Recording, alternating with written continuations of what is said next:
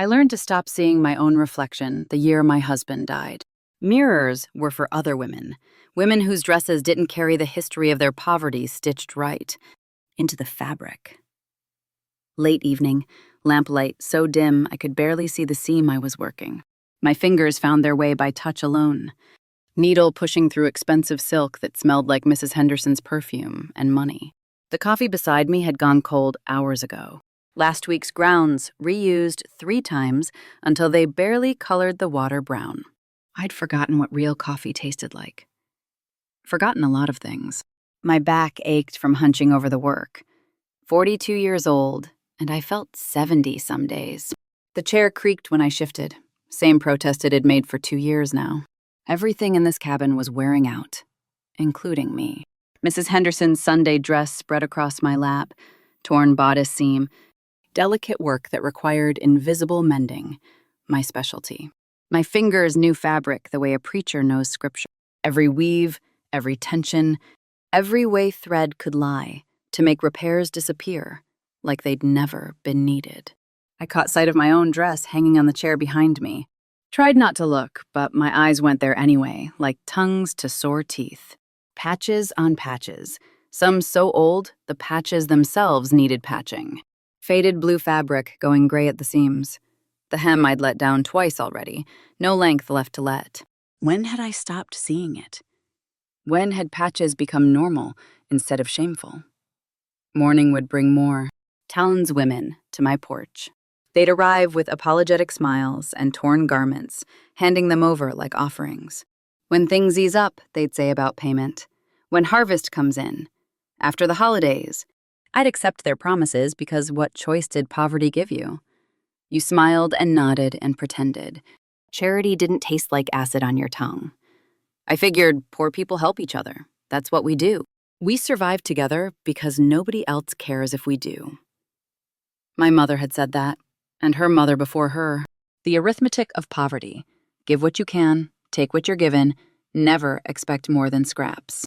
Mrs. Henderson would bring eggs if she remembered. Usually she forgot. The minister's wife sometimes left a loaf of bread. The banker's daughter once gave me a worn shawl, so old the wool was pilling. I thanked her like it was treasure. Maybe it was. Maybe treasure was relative to need. I held up the finished bodice to the lamplight. Perfect. The tear invisible. My stitches like they'd never been there at all. Worth $3 easy if I charged Wheeler rates. Wheeler was the new tailor in town, the one with the clean shop windows and posted prices. But I wouldn't charge $3. Wouldn't charge anything. Would accept whatever Mrs. Henderson remembered to offer and be grateful for it. Who'd pay someone in patches anyway? Who'd value work from hands that couldn't even keep their own dress? Whole? I thought I understood charity back then. Thought I understood my place in the order of things. The widow everyone felt sorry for, but nobody valued. Poor Sarah. That's what they called me now. Run together like one name. Poor Sarah. Like poverty was my first name and suffering my last. When had I stopped believing my skill mattered? Somewhere between the funeral and that first winter alone, I'd decided being poor meant being worthless. Different words for the same shame. The shame that lived in my fingers as they bled into seams. The shame that hung on my back in patches and worn thread. I could see every stitch I'd made in the dark. My fingers knew their work, even when my eyes couldn't follow. But knowing ain't the same as valuing. I knew plenty I didn't value anymore. Starting with myself. Pride goes before a fall, and I'd already fallen far enough. No use pretending I deserved better than I had. No use wanting things that weren't for women like me. Better to keep my head down, my needle moving, my expectations buried so deep they couldn't hurt when they went unmet. I blew out the lamp and sat in darkness. Tomorrow I'd deliver the dress, accept whatever scraps of gratitude Mrs. Henderson offered. Come home to more mending in dim light. The pattern never changed. I'd forgotten it could. The night pressed against the windows.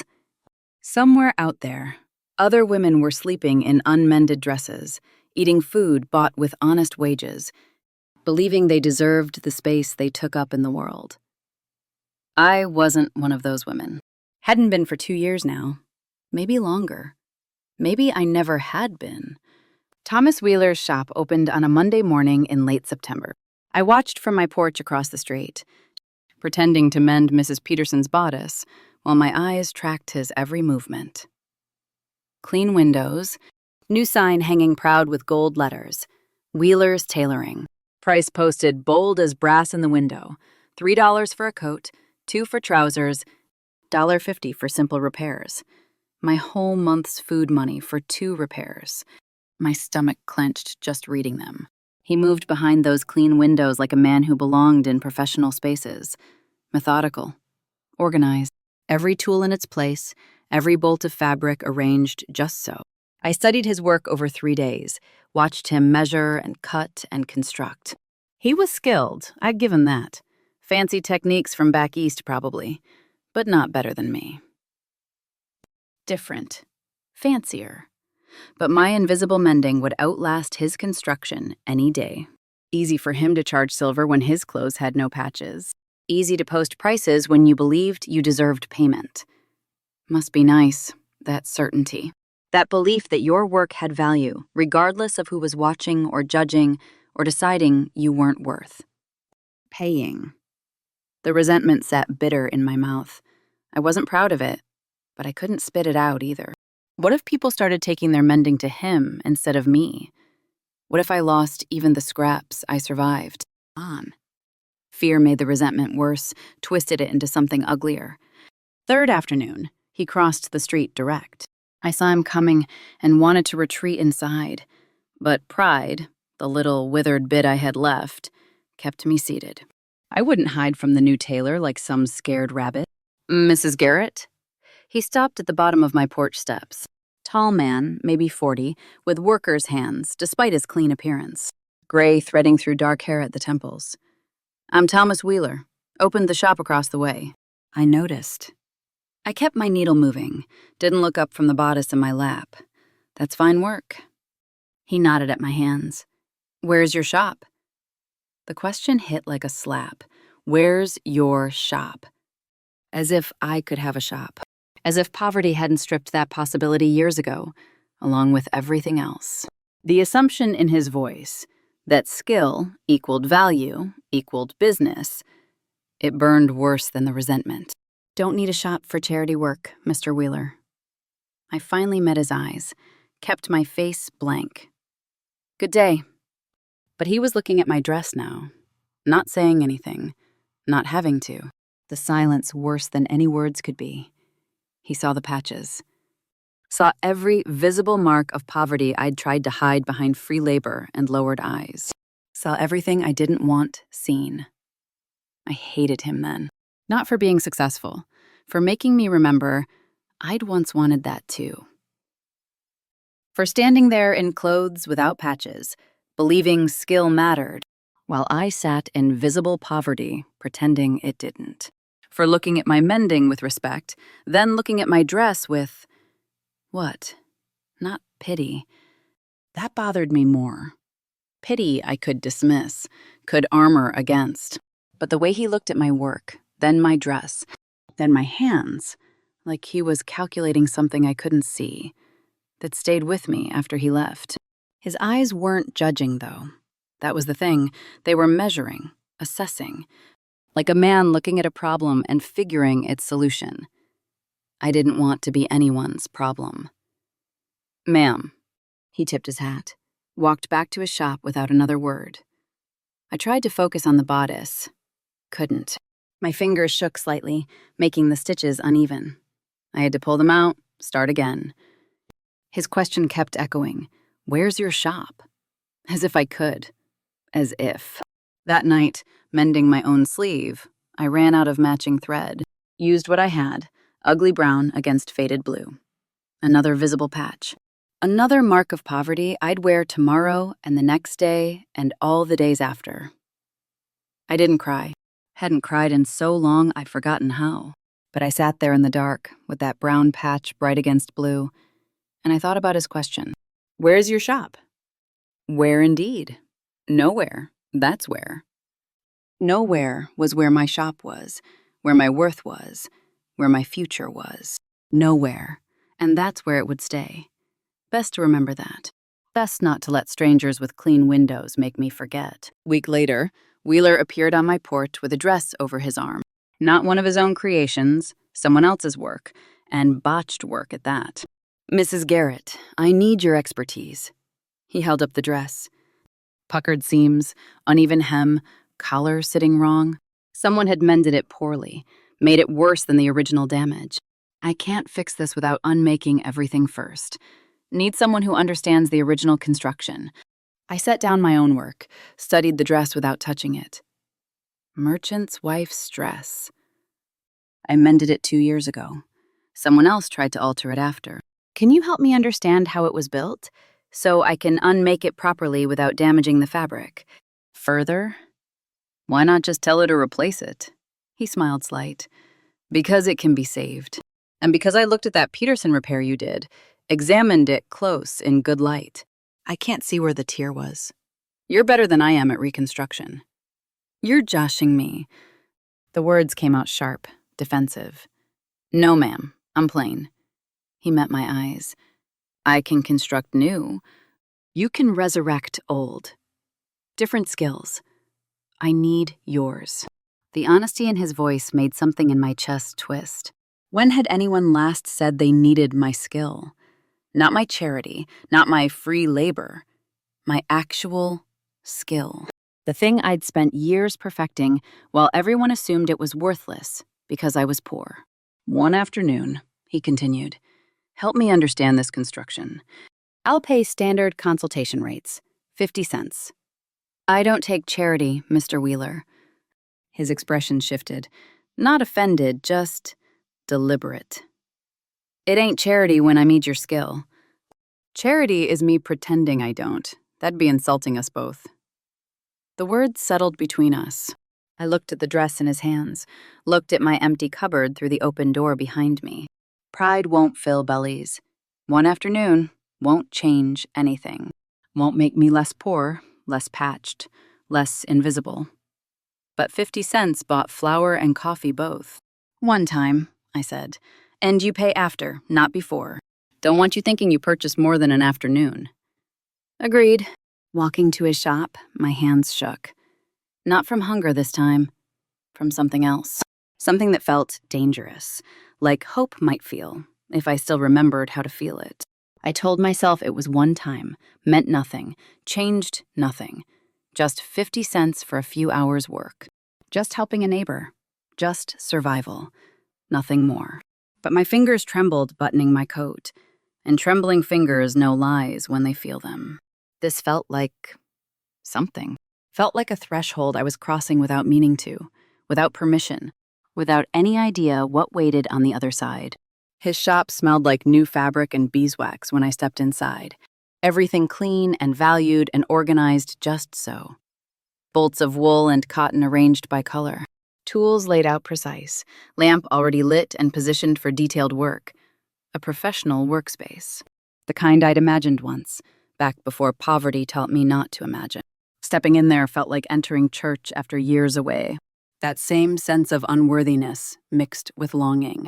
Everything I'd convinced myself I didn't deserve, laid out in front of me, like an accusation.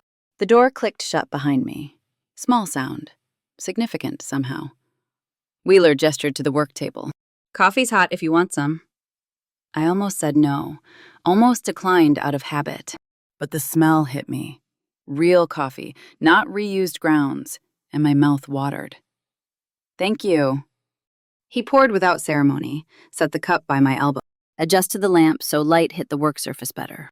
These small kindnesses, without commentary, they were more dangerous than his questions. Questions I could deflect.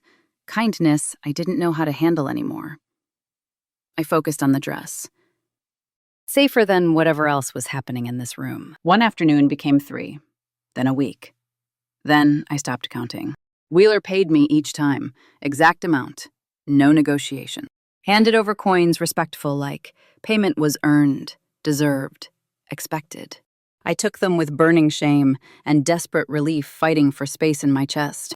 Couldn't decide which was worse. Couldn't decide if I was grateful or humiliated. Both, probably. Everything was both with me lately. The money bought real food, flour without weevils, coffee that didn't need reusing, a candle that burned clean instead of smoking, small luxuries that felt immense.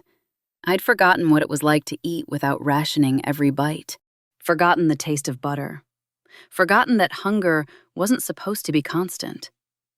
But the money wasn't the strangest part. The strangest part was everything else. Coffee appeared by my elbow without my asking.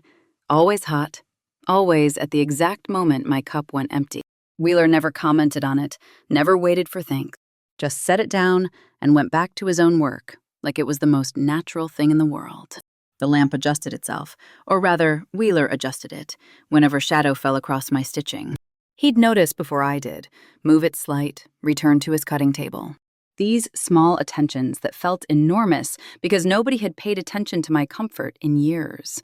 He never commented on my patches, but I caught him measuring me with his eyes one afternoon. Not judging, calculating. The way he'd measure fabric before cutting. What was he planning? I didn't ask. Wasn't sure I wanted to know. I started counting things I shouldn't. How many times he brewed coffee without asking? 11. How many times he adjusted the lamp? 7. How many times he said thank you when I corrected his technique or suggested frontier modifications to his? Fancy Eastern methods. Every single time. Numbers I shouldn't be tracking. Kindnesses I shouldn't be noticing. But I noticed. God help me, I noticed everything. The way he worked, methodical and patient. The way he treated wealthy clients with the same courtesy as ranch hands.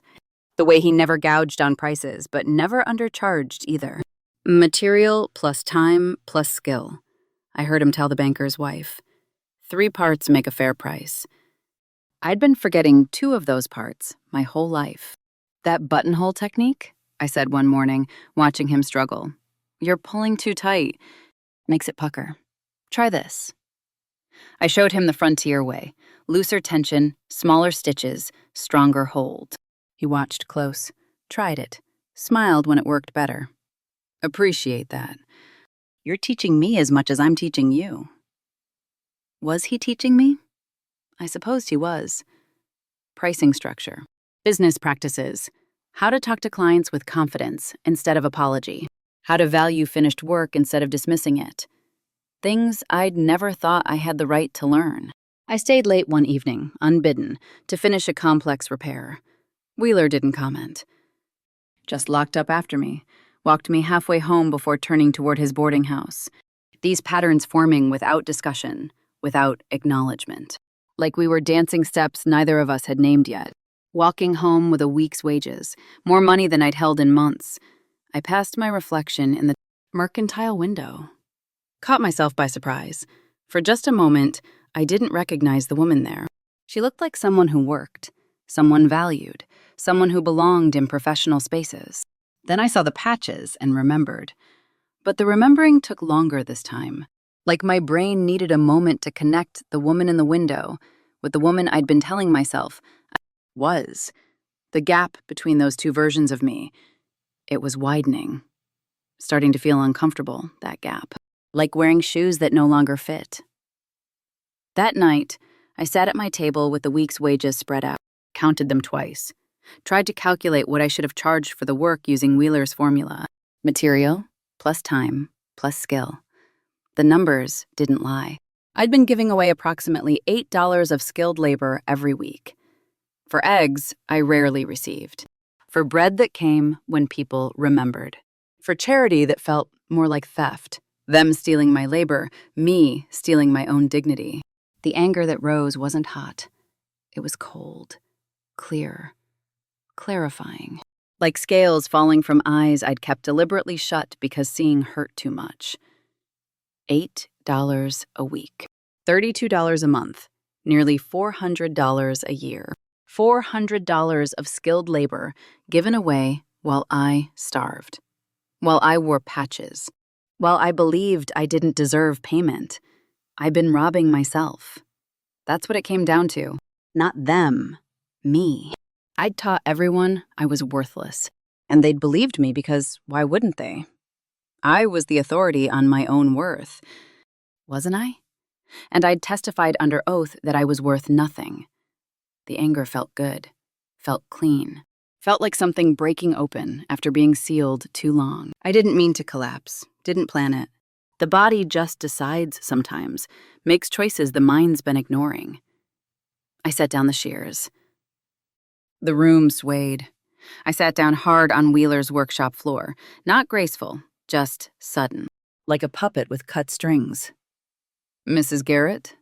Wheeler's voice came from far away. Or maybe he was close and I was far. Hard to tell. "When did you last eat? Yesterday? Day before?" Time blurred when you were hungry. When you were always hungry. I tried to remember breakfast and couldn't. Tried to remember dinner and found only coffee, reused grounds, water pretending to be nourishment. He disappeared. Came back with bread and cheese from his own lunch. Set it in my hands without ceremony. Didn't make me talk, didn't hover or fuss. Just waited while I ate slow, hands shaking so hard I could barely hold the bread.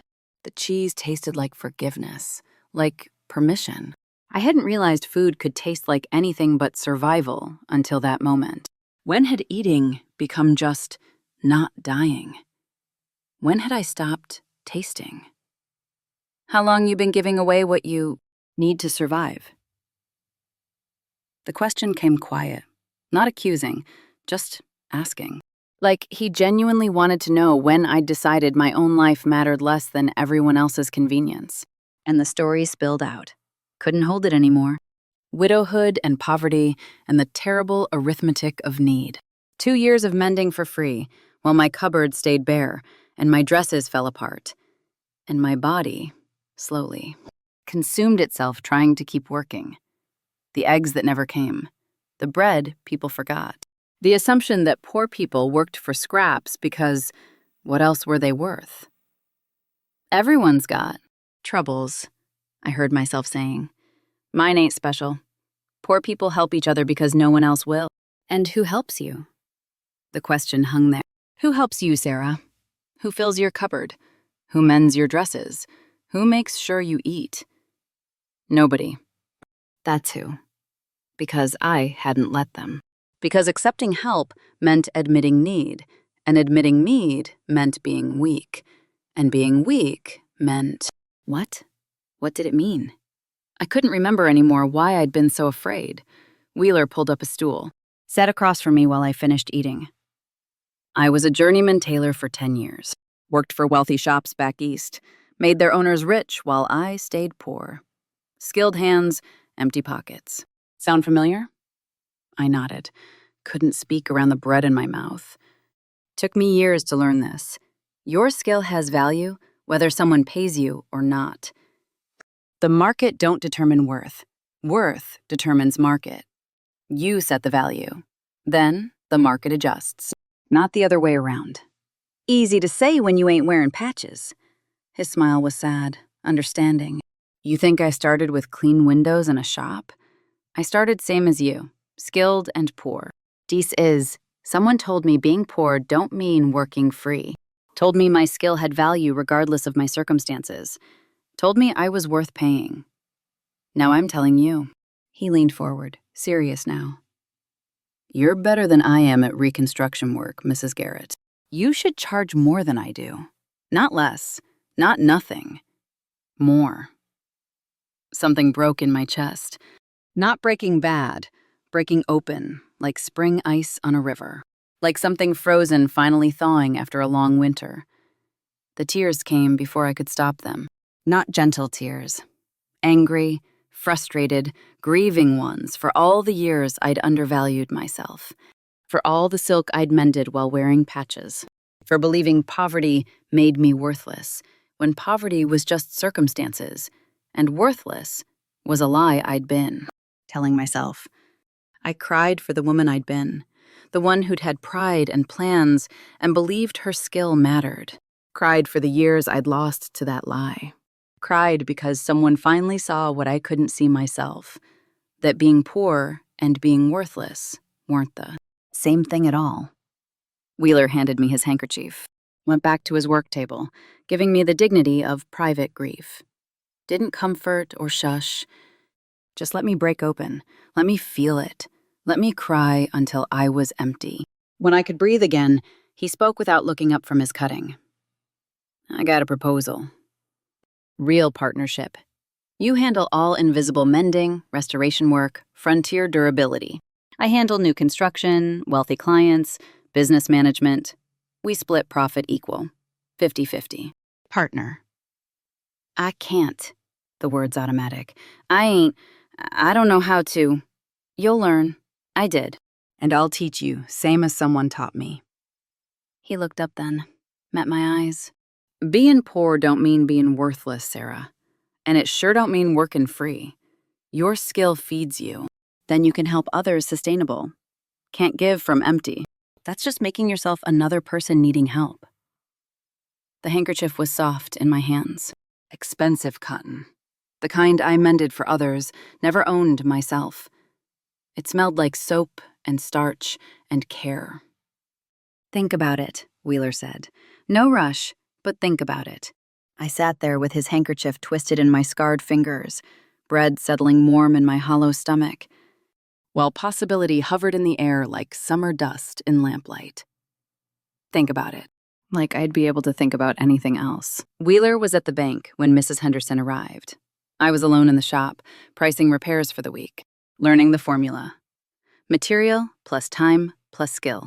Writing numbers that still felt too high, even though I knew they were fair. Old habits die hard. Old beliefs die harder. The door opened. Mrs. Henderson swept in, carrying a dress over her arm, expensive fabric, complex damage. The kind of repair that took hours. The kind I'd been doing free for 2 years.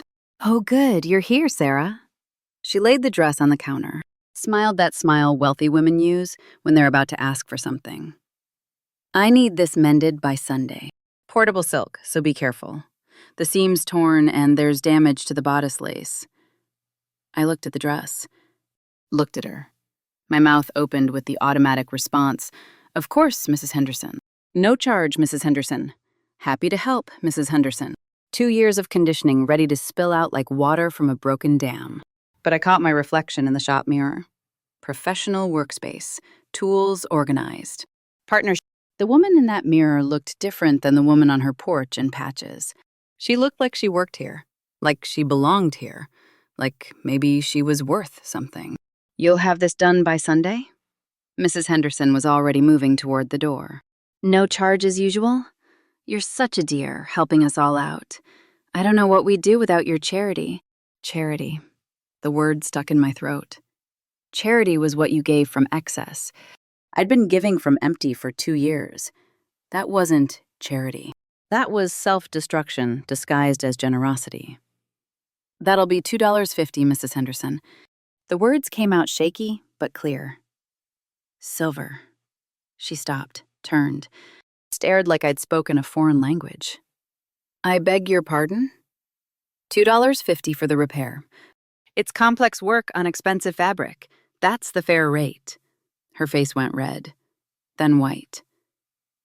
Sarah Garrett, I never thought you'd get prideful. After all the kindness people have shown you, the eggs I've brought, the eggs are kind, I interrupted.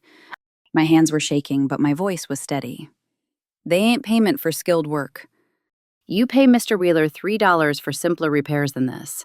My work's worth the same. $2.50 is actually under market rate for imported silk. Market rate? You? She laughed, sharp, cutting. You're a charity case who mends in patches. Who do you think you are, demanding silver? Who did I think I was? That was the question. Wasn't it? Was I, poor Sarah, grateful for scraps? Or was I Sarah Garrett, skilled craftswoman worth fair payment? I'm someone who does professional work, I said. And professional work costs money. $2.50 for the repair. Or I can recommend another mender.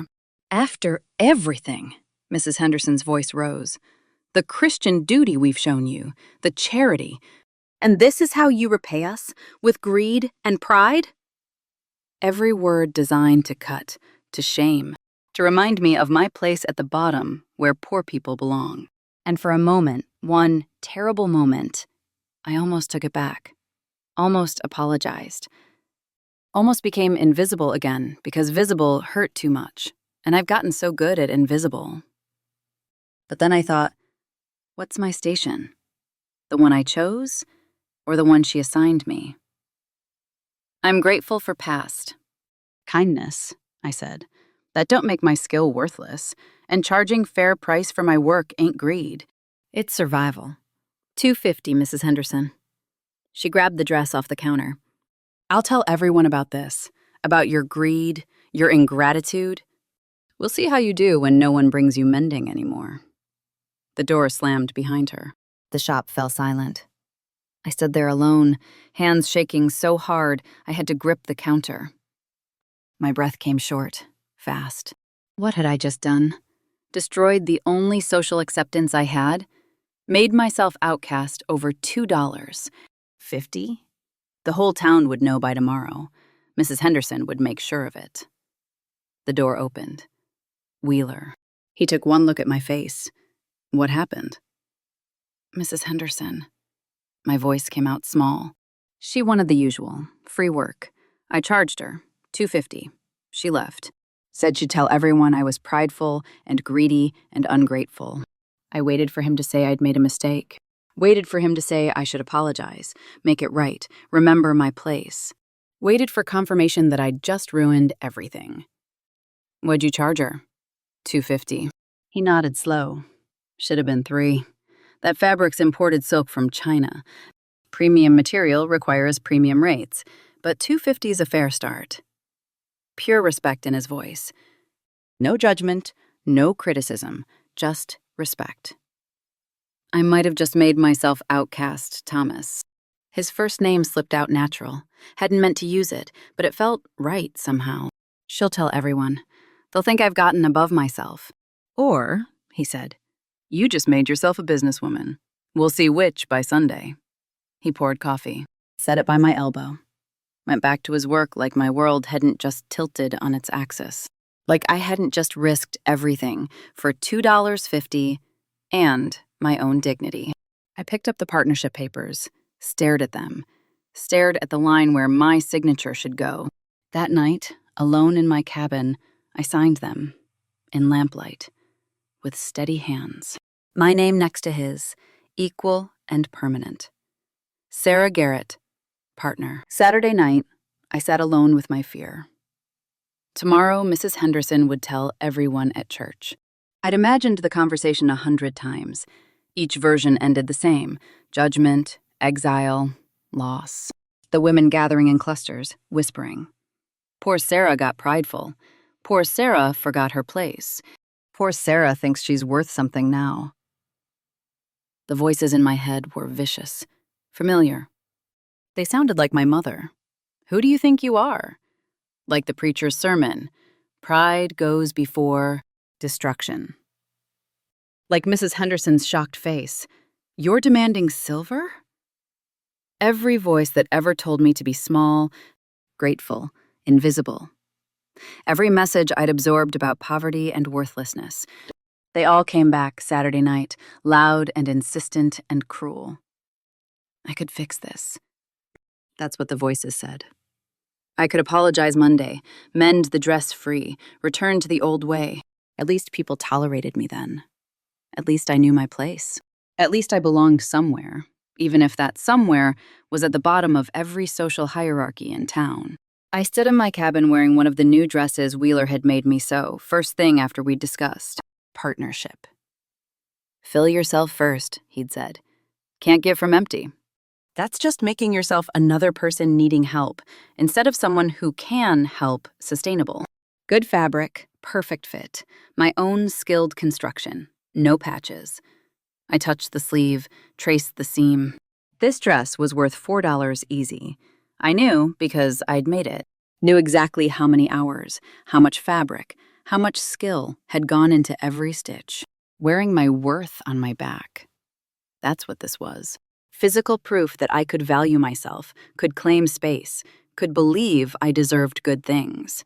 But what if that belief cost me everything else? I'd spent so long being poor that I'd forgotten being. Poor was a circumstance, not a character. It wasn't who I was. It was what I was going through. But I'd let it become my whole identity. Poor Sarah. Charity case Sarah. Sarah, who worked free because she didn't deserve silver. I'd taught them that. Every time I said, no charge, I taught them I was worthless. Every time I accepted eggs that never came, I taught them my skill didn't matter. Every time I wore patches while mending silk, I taught them I belonged at the bottom. And now I was trying to unteach it, trying to say, I was wrong. My skill has value. I have value. I deserve fair payment for good work. But unteaching is harder than teaching. Breaking old patterns hurts. Change feels like betrayal when you've been the same person for so long people have forgotten you could be. Anyone else? My husband's voice came back to me, faint, like hearing someone call from far away. You got magic in those fingers, Sarah. Don't ever forget your worth. I'd forgotten. Poverty made me forget. Widowhood made me believe I deserved forgetting. 2 years of grief and hunger had convinced me I was worth exactly what I charged. Nothing. The new dress felt wrong and right both, like wearing someone else's skin. But whose? The woman I was, or the woman I could be? I'd been poor Sarah so long, I didn't know who Sarah without patches was. That terrified me. That thrilled me, both at once. Maybe that's what change feels like. Terrifying and thrilling, wrong and right, all tangled together until you can't tell which is which. I sat at my table and did something I'd never done before. Not seriously. I calculated my worth. Took out paper and pencil, wrote down every repair I'd done this year, every hour spent, every piece of material I'd provided from my own dwindling stores. Applied Wheeler's formula. Material plus time plus skill. The number came to $412. $412 of skilled labor given away while I starved. While I wore patches on patches on patches. While I believed I didn't deserve payment because poverty had convinced me I didn't deserve anything, the anger wasn't hot.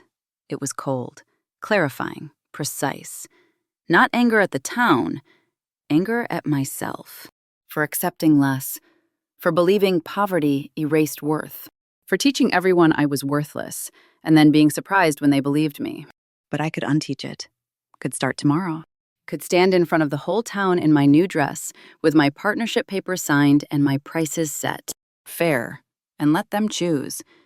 Accept me or reject me, value me or dismiss me. I couldn't control their choice. I could only control mine.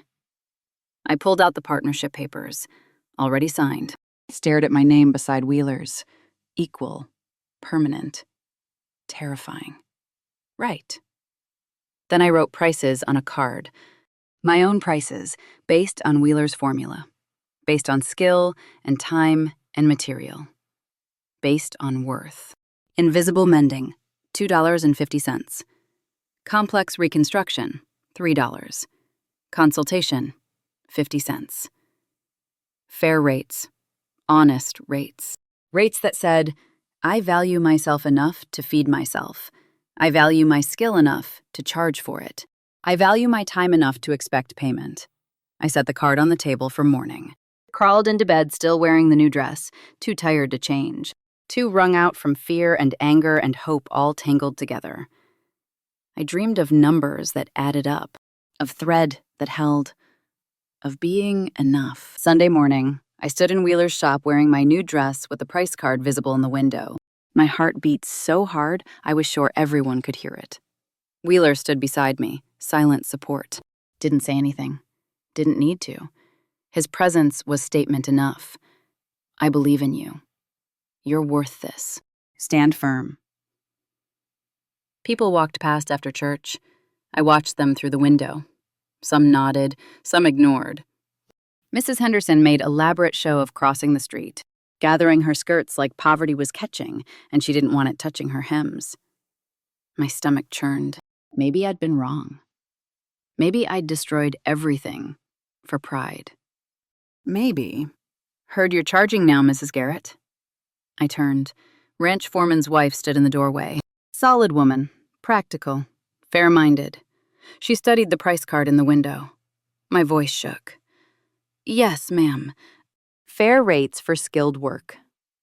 That green dress you did for my sister last month, the one torn at the seam, how much would that have been? I swallowed hard. $250. She nodded, reached into her reticule. Started counting out coins. Then here's $250, plus 6 months back payment for other work you did. 50 cents each repair. $3 total. $5.50. I stared at the money in her hand. Ma'am, you don't have to. My sister said she could see where Mr. Wheeler fixed her blue dress. Visible stitches, though neat enough. But yours? Can't see where the tear was, even looking close. That's worth paying for. Should have been paying all along. She set the money on the counter. Firm, final. I got a skirt needs mending. Complex work on the waistband. When can you have it done, and what's the cost? Tuesday, $3. Fair enough. I'll bring it tomorrow. She paused at the door. Good for you, Mrs. Garrett. About time someone valued your skill proper, even if that someone had to be you. 3 other women stepped forward after she left, wanted to pay back work, wanted to place new orders at posted rates. They weren't insulted. They were relieved. Clear prices meant clear expectations. No more confusion about obligation or debt. No more wondering what was gift and what was payment. Just honest transaction between equals. I'd been afraid they'd reject me for charging. Turned out they'd been wanting clear prices all along. Wanting to pay fair, but not knowing what fair was because I'd never told them. I'd taught them I was worthless. And they'd followed my teaching because what else could they do? Now, I was teaching different. Teaching, my skill has value. Teaching, fair payment for good work. Teaching, poverty don't erase worth. And they were learning. Standing in that shop in my new dress, with coins on the counter and orders coming in, I understood something fundamental. I've been asking permission to exist my whole life. Permission to be worth something. Permission to charge fair price. Permission to value my own skill. But worth doesn't require permission. It just is. My stitches were worth $250, whether Mrs. Henderson acknowledged it or not. Whether anyone acknowledged it. The skill was always there, always valuable. I just had to claim it.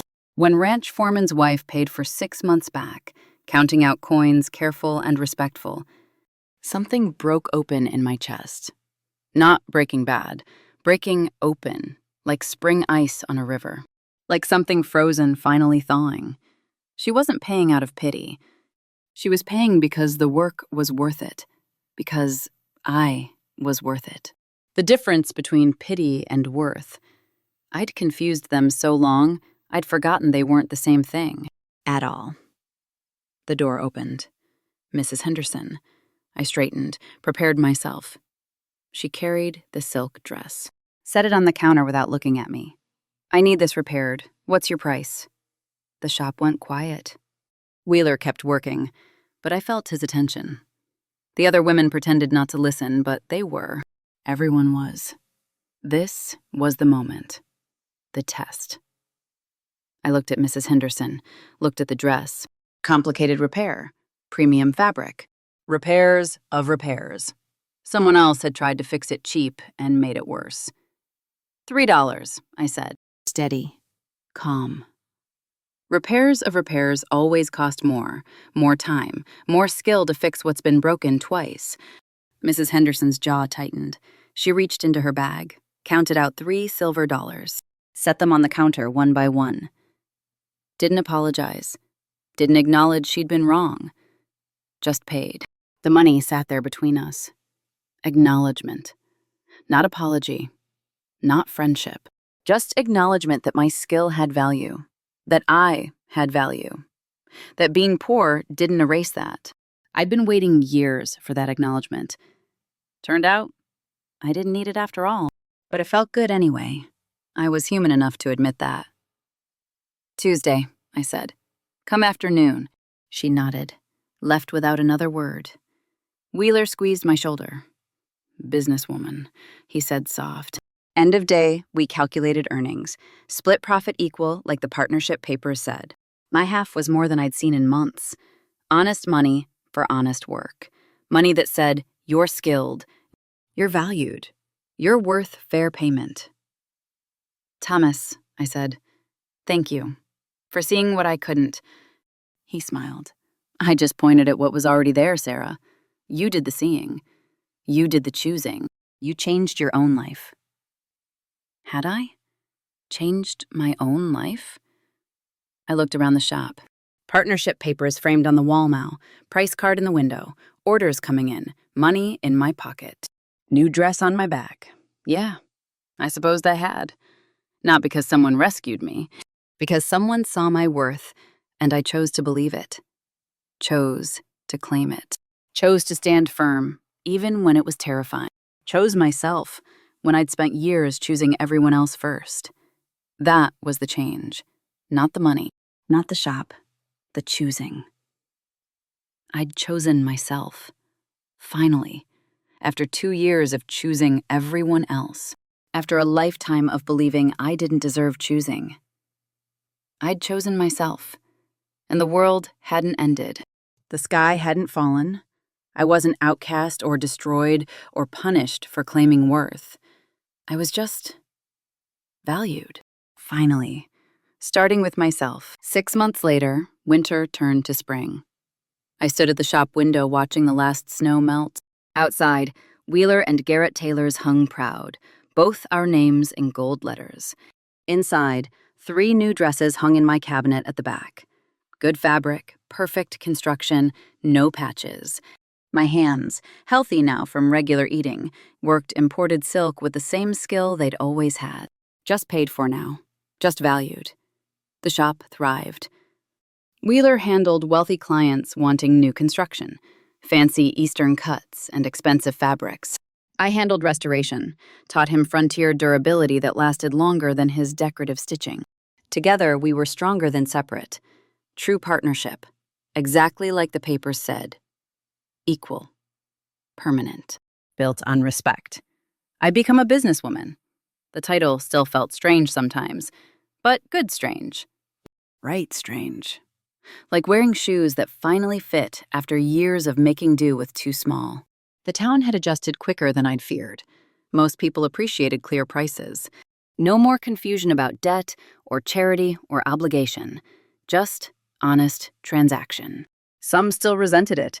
Mrs. Henderson barely spoke to me beyond business necessity.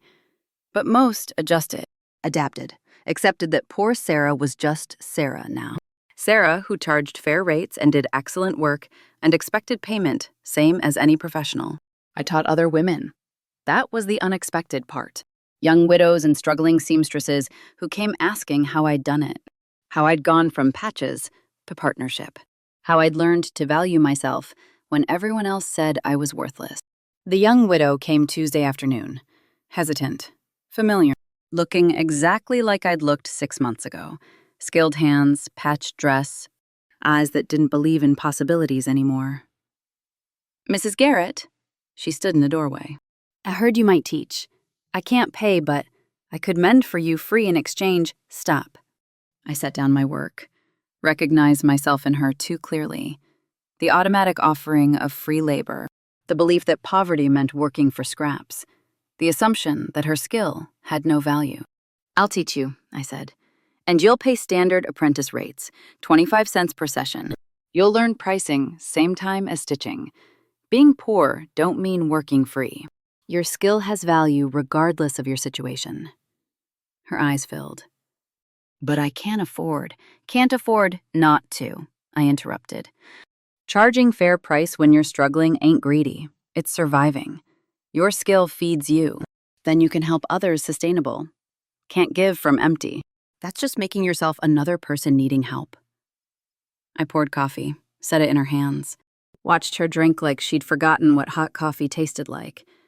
I had too, once, not so long ago. I almost starved myself generous, I told her.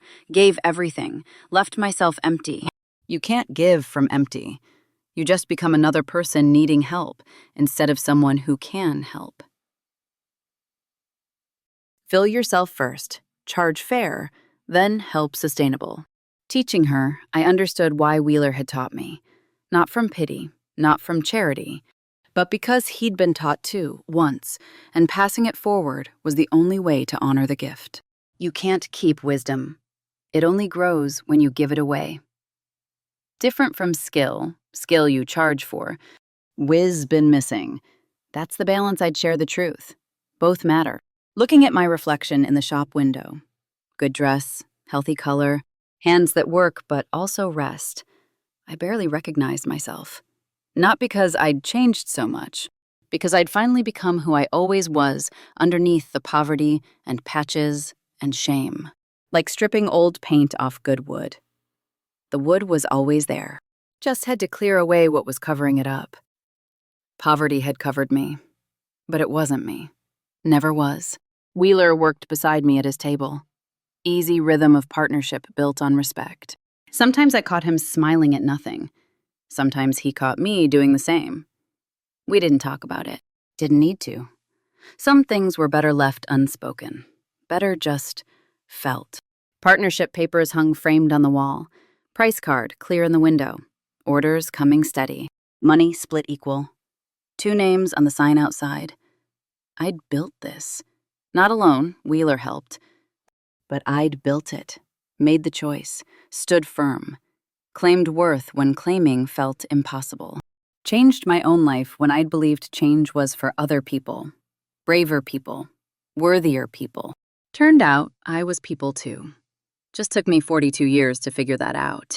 Being poor teaches you generosity. That's good. Teaches you to help your neighbors, share what little you have, survive together. Those are worthy lessons. I won't forget them. But poverty also teaches you you're worthless. That's the lie you got to fight. Your skill has value. Your time has worth. Charging fair price ain't greedy when you're starving. It's claiming the right to survive. Fill yourself first. Then, from that fullness, help others.